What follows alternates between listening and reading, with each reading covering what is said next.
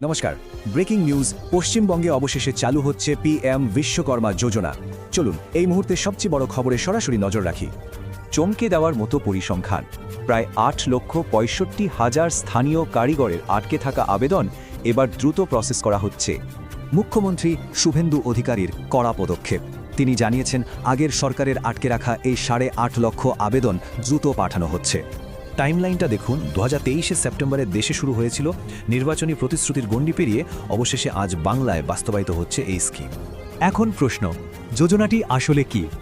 সহজ কথায়, প্রান্তিক ও ঐতিহ্যবাহী কারিগরদের আধুনিকীকরণ এবং সরকারি স্বীকৃতি দেওয়ার মেগা কেন্দ্রীয় উদ্যোগ। এবার সরাসরি চোখ রাখবো মূল সুবিধাগুলোর দিকে। অনুমোদন পেলে ঠিক কি কি লাভ হতে চলেছে দেখে নেওয়া যাক। বিনামূল্যে ট্রেনিং তো থাকছেই, সাথে দৈনিক 500 টাকা ভাতা, মিলবে সরকারি সার্টিফিকেট এবং আধুনিক যন্ত্রপাতির জন্য 15,000 টাকার ভাউচার। আর্থিক চিন্তা একেবারে দূর, কোনো গ্যারান্টি ছাড়াই মাত্র 5% ফ্ল্যাট সুদে 3 লাখ টাকা পর্যন্ত ঋণ পাওয়া যাবে। কিন্তু এই বিপুল সরকারি সুবিধা কারা পাবেন? চলুন জেনে নিই এই যোজনার জন্য ঠিক কারা যোগ্য।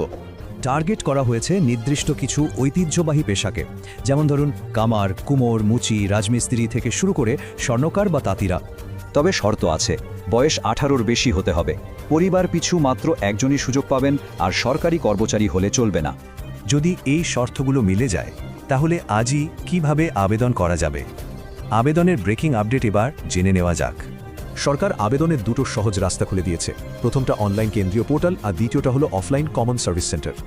অনলাইনে করতে চাইলে পোর্টালে রেজিস্ট্রেশন করে আধার KYC সেরে ফেলুন।